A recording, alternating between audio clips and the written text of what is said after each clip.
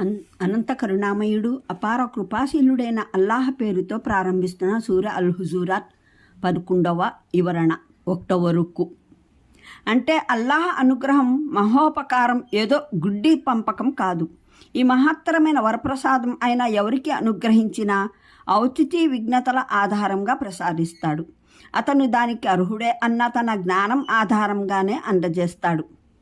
విశ్వసించిన వారిలో 2 వర్గాలు పరస్పరం ఘర్షించుకున్నప్పుడు అని సెలవీయలేదు.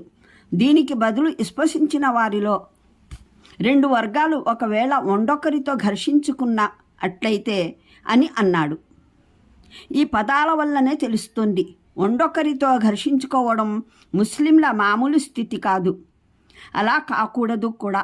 వారు విశ్వాసులై పరస్పరం ఘర్షించుకుంటూ ఉంటారని వారి విషయంలో ఆశించడము జరగదు. అయితే ఒకవేళ ఎప్పుడైనా ఇలా సంభవిస్తే అటువంటి పరిస్థితుల్లో వారు మున్ముందు పేర్కొంటున్న పద్ధతిని అవలంబించవలసి ఉంటుంది. పైగా వర్గానికి గాను ముఠా, ఫిర్కా అనే పదం ప్రయోగించలేదు, తాయిఫా అనే పదం ప్రయోగించబడింది. అరబీ భాషలో ఫిర్కా అనే పదం పెద్ద వర్గానికి, తాయిఫా అన్నది చిన్న వర్గానికి ప్రయోగించే పదాలు. దీన్ని బట్టి కూడా ఇది అల్లాహ్ దృష్టిలో అత్యంత అసహ్యమైన స్థితి అని. ముస్లింల పెద్ద పెద్ద వర్గాలు దీనికి లోనయ్యే అవకాశం సుతారాము మిగులరాదని తెలుస్తుంది. ఈ ఇరు వర్గాలలో చేరి ఉండని ముస్లింలందరూ ఈ ఆదేశానికి సంబోధితులే. అలాగే వారి మధ్య సయోధ్యకు ప్రయత్నం చేయడం ఎవరి వల్ల సాధ్యమో వారును సంబోధితులే. మరో మాటలో చెప్పాలంటే ముస్లిం సమాజంలోని 2 వర్గాలు పరస్పరం పోరాడుకుంటూ ఉంటే గమ్మున కూర్చొని తమాషా చూడటం అల్లాహ్ దృష్టిలో ముస్లింల విధానం కాజాలదు. ఇటువంటి బాధాకరమైన పరిస్థితి ఎన్నడూ ఉత్పన్నమైన సమస్త విశ్వాసులు కలత చెంది వ్యాకులపడాలి. వారి పరస్పర వ్యవహారాలను చక్కదిద్దడానికి ఎవరికి ఏ యత్నం సాధ్యమైతే దాన్ని పూర్తిగా వినియోగించాలి. సంఘర్షించుకోకుండా ఉండేందుకు ఇరు వర్గాలకు హితువు గరపాలి. వారిని దైవం పట్ల భయపెట్టాలి. పరపతి పలుకుబడి గలవారు ఇరు వర్గాలలో బాధ్యులైన వారిని కలుసుకోవాలి. వివాదానికి కారణాలను తెలుసుకోవాలి. వారి మధ్య సయోధ్య కుదిరేందుకు తమ వంతుగా సాధ్యమైన ప్రయత్నాలన్నీ చేయాలి. దౌర్జన్యం జరిపేవానికి దౌర్జన్యం జరపనివ్వడం, దౌర్జన్యానికి గురవుతున్న వానిని అతని మానాన వదిలివేయడం లేదా దౌర్జన్యం జరిపేవానికి తోడ్పాటు ఇవ్వడం కూడా ముస్లింల పద్ధతి కాదు. పోరాడే ఉభయ వర్గాల మధ్య సయోధ్య కుదిర్చే సమస్త ప్రయత్నాలు నిష్ఫలమైనట్లయితే ధర్మం, న్యాయం ఎవరి పక్షాన ఉందో అత్యాచారం చేసేవాడెవడో పరిశీలించాలి. ధర్మం పక్షాన ఉన్నవానికి తోడివ్వాలి. అత్యాచారితో పోరాడాలి. ఈ పోరునకై అల్లాహ్ ఆజ్ఞాపించాడు కనుక ఇది విధి అయినది. ఇది జిహాద్గానే పరిగణించబడుతుంది. దీన్ని ఆ ప్రత్యేక ఫిట్నా ఉపద్రవంగా పరిగణించడం జరగదు. దాన్ని గురించి ప్రవక్త మహానీయులు సల్లల్లాహు అలైహి వసల్లం ఇలా సెలవిచ్చారు: అందులో నిలబడి ఉన్నవాడు నడిచేవాని కన్నా, కూర్చున్నవాడు నిలబడేవాని కన్నా ఉత్తముడు. ఈ ఫిట్నా అంటే భావం ముస్లింల పరస్పర పోరాటం. అందులోని వర్గాలు పక్షపాతం, అజ్ఞానపు దురభిమానాల కొరకు ప్రపంచ వ్యామోహంతో పోరాడుతారు. అందులో ధర్మం ఏ ఒక్కరి పక్షాన ఉండదు. పోతే అత్యాచారం జరిపేవానికి వ్యతిరేకంగా ధర్మపదాన ఉన్న వర్గాన్ని సమర్థిస్తూ చేసే పోరాటమైతే అది ఫిట్నా కాదు. అందులో పాల్గొనడం ఫిట్నాలో పాల్గొనడం కిందకి రాదు. ఇది అల్లాహ్ ఆదేశ పాలన క్రిందికి వస్తుంది. ధర్మశాస్త్రవేత్తలందరూ ఇది విధి అవడం పట్ల ఏకాభిప్రాయం కలిగి ఉన్నారు. దైవ సందేశహరులు సల్లల్లాహు అలైహి వసల్లం సహచరుల్లో ఇది విధి అవడం పట్ల ఎటువంటి భేదాభిప్రాయం లేదు. అహకుముల్ ఖురాన్ జస్సాస్ కొందరు ధర్మవేత్తలైతే దీన్ని జిహాద్ కన్నా మహత్తు కలదిగా పరిగణిస్తారు. వారి వాదనకు ఆధారం మహానీయ అలీ రజియల్లాహు అన్హు తన ఖిలాఫత్ పాలనా కాలమంతా తిరస్కారులతో పోరు సల్పడానికి బదులు తిరుగుబాటుదారులతో పోరాడటంలో వెచ్చించారు. రూహుల్ మాని ఇది వాజిబ్ విధి కాదని వాదిస్తూ ఎవరైనా హజరత్ అలీ చేసిన ఈ పోరాటంలో మహానీయ అబ్దుల్లా బిన్ ఉమర్ రజియల్లాహ్ ఇంకా ఇతర సహచరులు పాల్గొనకపోవడాన్ని ఆధారంగా చూపిస్తే అది తప్పు. స్వయంగా ఇబ్ను ఉమర్ రజీ ఇలా అన్నారు, నాకు ఆంతర్యంలో ఈ ఆయత్ కారణంగా కలిగినంత మనస్తాపం మరే విషయం వల్లనూ కలగలేదు. అల్లాహ్ ఆదేశానుసారం ఈ తిరుగుబాటు వర్గంతో నేను ఎందుకు పోరాడలేదు అన్న బాధ నాలో మిగిలిపోయింది. అల్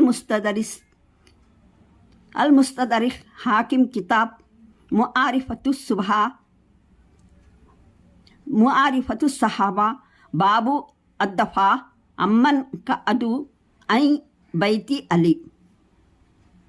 అత్యాచారం జరిపే వర్గంలో యుద్ధం చేసే ఆదేశానికి అర్థం తప్పనిసరిగా వారిని ఎదిరించి ఆయుధాలతో పోరాడాలన్నది కాదు, వారిని తప్పనిసరిగా సంహరించాలన్నది కాదు. దీని ఉద్దేశం వారికి వ్యతిరేకంగా శక్తిని ఉపయోగించడం, ఇంకా అసలు లక్ష్యం వారి అత్యాచారాన్ని రూపుమాపడం. ఈ లక్ష్యం కొరకు ఏ శక్తిని ఉపయోగించడం అవసరమవుతుందో దాన్ని వినియోగించాలి.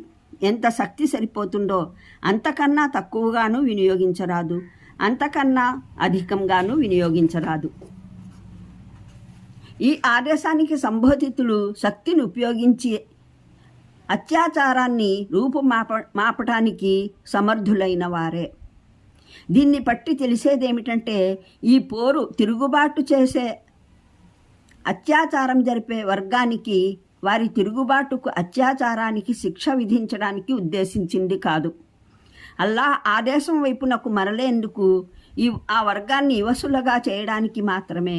అల్లాహ్ ఆదేశం అంటే ఉద్దేశం దైవ గ్రంథం, దైవ ప్రవక్త సాంప్రదాయం ప్రకారం ఏ మాట ధర్మమైనదో దాన్ని స్వీకరించేందుకు ఈ తిరుగుబాటు వర్గాన్ని సమాయత్తపరచడం. మరే వైఖరి ఈ సత్య ప్రమాణం రీత్యా అత్యాచారంగా నిర్ణయమవుతుందో దాన్ని వదిలిపెట్టడం. ఒక తిరుగుబాటు వర్గం ఈ ఆదేశపాలనకు సమ్మతించిన మరుక్షణమే దానికి వ్యతిరేకంగా శక్తిని ఉపయోగించడం మానివేయాలి. ఇదే ఆ పోరుకు లక్ష్యం, అంతిమ అవధి. ఆ తర్వాత ఇంకనూ చేసుకునేవాడు స్వయంగానే అత్యాచారానికి పాల్పడినవాడు అవుతాడు. పోతే దైవ గ్రంథం, దైవ ప్రవక్త సాంప్రదాయం రీత్యా ఒక వివాదంలో సత్యమేదో అత్యాచారమేదో నిర్ణయించేవారు ఎట్టి పరిస్థితుల్లోనూ సముదాయంలో జ్ఞానం, దూరదృష్టి రీత్యా దాన్ని ధృవపరచటానికి అర్హులైన వారై ఉండాలి. కేవలం సయోధ్య కుదుర్చాలన్నది కాదు ఆదేశం, న్యాయం ధర్మంగా సయోధ్య కుదర్చాలన్నది. దీన్ని బట్టి అల్లాహ్ దృష్టిలో సయోధ్య ఒక్కటే విలువైనది కాదు.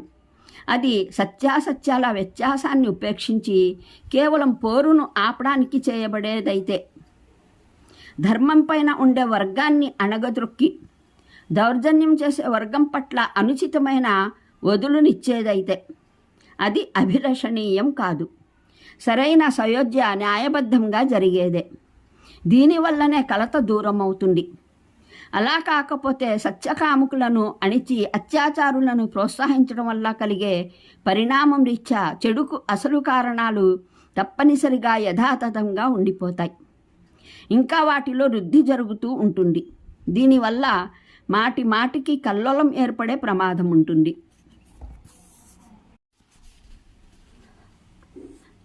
అనంత కరుణామయుడు అపార కృపాశీలుడైన అల్లాహ్ పేరుతో ప్రారంభిస్తున్న సూర అల్ హుజూరాత్ 11వ వివరణ 1వ రుక్కు.